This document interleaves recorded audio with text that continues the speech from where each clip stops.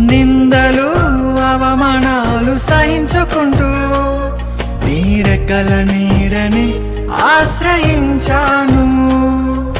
నీ వాగ్దానములను చేతపట్టి నీ ముఖముపై దృష్టి ఉంచినానయా.